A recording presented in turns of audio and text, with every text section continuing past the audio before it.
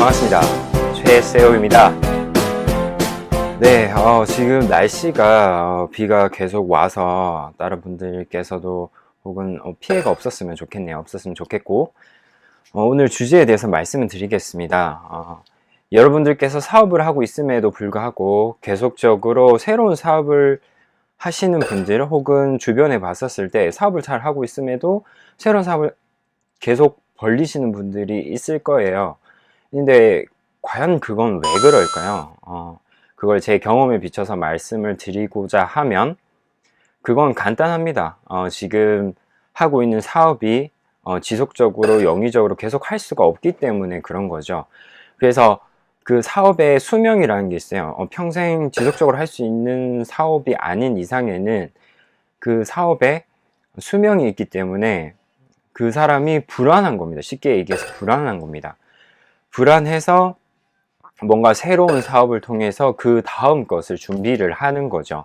준비를 하는 건데, 이걸 제 경험으로 하면, 제가 이 경험담을 얘기하기 위해서 제가 이때까지 했던 사업을 정리를 해봤더니, 창업을 8년 동안 하면서 무려 17가지의 사업을 진행했고 진행 중에 있습니다. 무려 17개요. 그래서 그걸 계산을 해봤었을 때 1년에 2가지 이상을 새로운 것을 계속을 하고 있더라고요. 물론 그 중에서 제가 그만둔 사업도 있고 아직도 하고 있는 사업이 있습니다. 제가 처음에 했던 사업 같은 경우에는 제가 청년 창업으로 시작을 했는데, 청년 창업 같은 경우에는 지원금을 받고 시작을 해요. 그래서 제가 그때 제일 처음에 예전부터 하고 싶었던 게 의류 쪽에 사업을 하고 싶었는데, 그때 당시에 약 8년 전에 쇼핑몰이 막 많이 있었어요. 많이 있었기 때문에 여기에 대한 경쟁력이 과연 있을까라는 생각을 해서 그 쇼핑몰을 하는 대신에 쇼핑몰들을 홍보해주는 쇼핑몰 순위 사이트를 해야겠다라고 해서 처음에 창업을 했습니다. 물론 그 창업을 시작을 하고 6개월 뒤에 바로 다른 걸 했어요. 그 다른 걸 했던 게 뭐냐, 아예 그냥 마케팅 쪽으로 가게 된 거죠. 마케팅 쪽으로 가게 됐는데, 그때 같이 창업을 하신 분이 제안을 해서 다른 정수기, 그리고 제습기, 기타 등등에 대한 이제 쇼핑몰 사업을 마케팅을 하게 됐는데, 그건 차후에 말씀드리겠지만 그분과의 상당히 안 좋게 헤어졌어요. 안 좋게 헤어졌는데, 제가 느끼기엔 저는 뒤통수를 받고, 그 뒤로 이제 상당히 한 1년 정도 너무 힘들었습니다. 힘들었고, 그 마케팅 창업 끝나고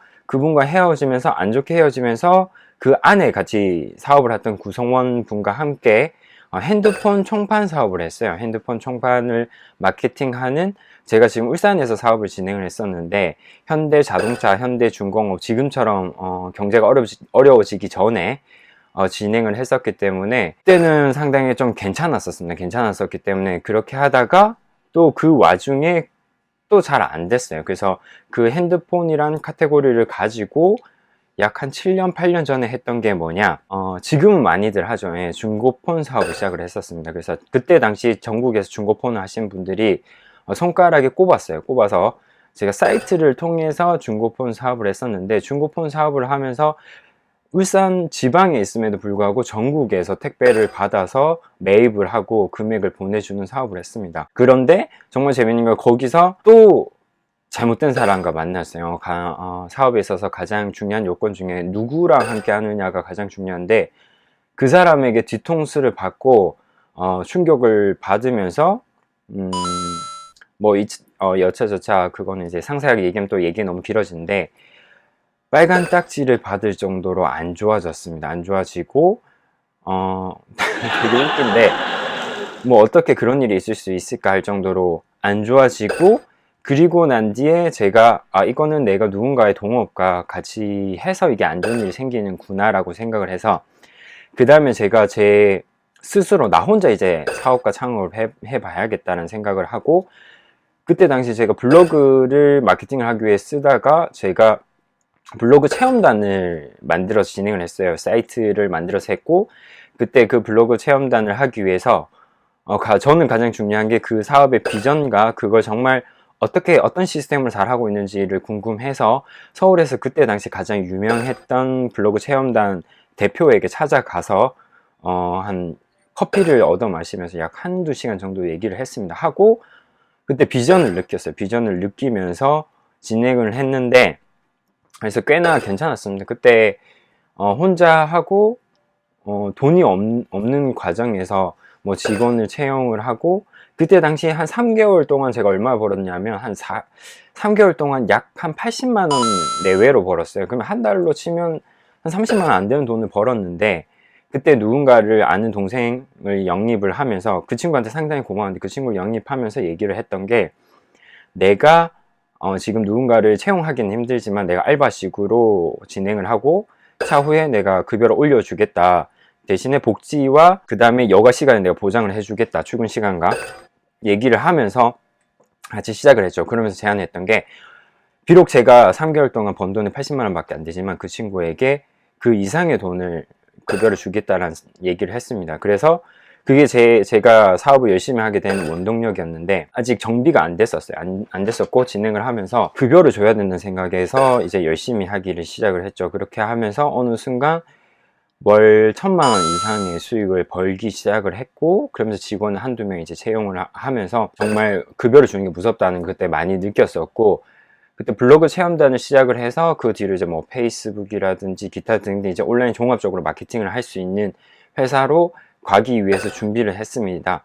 그 과정에서 또 한 가지 사업을 더 준비를 해요. 그때 이제 남자 팀장급이 있었는데, 그 친구를 통해서 지금 지역 안에서 미팅을 주선해주는 미팅 샤워, 미팅을 주선해주는 프로그램을 만들었어요. 남녀의 사이트를 만들고 앱을 만들어서 남녀가 들어오면 미팅을 주선하는 거죠. 그러기 위해서 제가 이제 오리엔테이션이라든지 아니면 기타 등등 할 수 있는 자격증도 취득하고 준비를 해서 했는데, 물론 수익은 괜찮았습니다. 수익은 괜찮았는데 제가 조금 간과했던 부분이 있는데, 그 부분이 뭐냐, 이걸 지속적으로 할 수 있는 소비자, 그러니까 울산에서 진행을 했었는데, 울산 같은 경우에는 되게 좁아요. 사람과 사람의 한 달에 건너면 안다고 할 정도 상당히 좁은 사람의 인맥과 얘기만 하면 아는데, 그 와중에서 진행했기 때문에 타 지역에 비해서 많이 열리지가 않았어요. 많이 열리지 않았다는 건 뭐냐, 그만큼 수익과 매출이 좋지 않았다는 거죠. 그러고 난 뒤에 어떤 이유로 마케팅 사업을 다 정리를 하고, 그 미팅도 정리를 하고 기타 그때 하고 있었던 걸 정리하면서 어떤 걸 했냐, 아시는 대표 한 6명을 모여서 크루처럼, 그러니까 어벤져스처럼 모여서 팀을 구성해서 정부 사업을 했습니다. 그래서 이제 공공 데이터 정부 사업을 그때 시작을 했었는데, 그때가 아마 한 4년 전인 것 같아요. 그때 진행을 하면서 성과도 괜찮았습니다. 괜찮았고 나름 그때 발표해서 좋은 성과도 이루고 했었는데, 제가 만족을 할 수가 없었어요. 만족을 할 수 없었고, 그리고 그때 나름 투자를 통해서 이제 수익이 조금 일부 나는 걸로 생활을 하다가, 그때 어느 정도 30의 나이를 접어들면서 이렇게 해서 과연 내가 생활을 영위할 수 있을까, 그리고 내가 이렇게 망하는 것인가 라는 생각을 많이 했고, 그러면서 뭔가 이렇게 하다가는 내가 평생 결혼도 못하고 늙어 죽을 수도 있겠다는 생각을 했습니다. 이 부분에 대해서 많이 공감하시는 분도 계실 겁니다. 공감하시는 분도 계실 테고 아닌 분도 계실 텐데, 그러면서 제가 자본금이 많진 않지만 그 와중에 저자본금으로 대출과 기타 이제 카드를 활용해서 정말 반짝 어렵게 사업을 하나 시작하는데, 그게 뭐냐, 장사를 한번 해봐야겠다 생각해서 카페를 엽니다. 프랜차이즈 형식의 개인 카페를 1호점을 열고, 그때 처음에 컨셉이 뭐냐, 6개월 안에 2호점을 낸다는 컨셉이었어요. 그래서 필요했던 게, 동생한테 평소에 이제 카페를 하고 싶었던, 그리고 준비를 하고 있던 동생에게 이제 창업을 하고 싶냐, 한 3, 4년 뒤에 하고 싶다는 건데, 하고 싶다고 얘기를 하는 거죠. 그러면 자본금이 얼마냐, 그때 가지고 있던 동생의 자본금 2, 3천이었고, 그러면 앞으로 얼마가 모일 거 아니야. 그래도 5천만 원 내외가 안 모이는 구조였어요. 그러니까 총 지금 모은 거에서 앞으로 3년을 더 해도 그래도 과연 카페를 할 수 있을까 네가? 라고 해서, 만약에 네가 회사를 그만두고 나와 같이 한다면 6개월 안에 카페를 오픈하게끔 하겠다, 그러면 같이 해보지 않으려니라 해서 6개월 뒤에 정말 카페 2호점을 엽니다. 그래서 6개월 뒤에 2호점을 내고, 그때 당시만 해도 제가 그렇게 자신이 있었던 게 뭐냐, 블로그 마케팅 외에 기타 뭐 페이스북이라든지 여러 마케팅을 하고 파트너들이 아직 있었어요. 그래서 바로 그 마케팅을 뿌리면서 매출을 보통 2-3달 안에 둘 다 1,000만 원 이상을 찍었습니다. 그렇게 해서 이 두 곳만 해도 평균적으로 매출 많이 날 때 같은 경우는 2,600, 700 정도 났습니다. 그렇게 해서 두 곳에서 나오는 순수익만 따지면, 두 곳에서 순수익이 많이 나올 때는 한 뭐 알바비랑 기타 등등 빼고 난 뒤 한 1,500만 원 내외가 남았어요. 물론 동생에게 줘야 될 돈이 있었고, 제가 뭐 갚아가야 될 카드값이라든지 기타 등등 있었지만, 모든 걸 빼고 난 뒤에 거의 한 1,500에서 1,600만 원까지 남을 때도 있었고, 물론 작게 남았을 때 한 1,000만 원 내외로 남았었습니다. 그렇게 봤을 때 상당히 괜찮죠. 들어갔던 투자 비용에 비해서는 상당히 괜찮았습니다. 그 와중에 또 멈추지 않고 또 사업을 또 하나 더 냅니다. 그게 뭐냐, 이제 친한 동생이 개발자로 있었어요. 그래서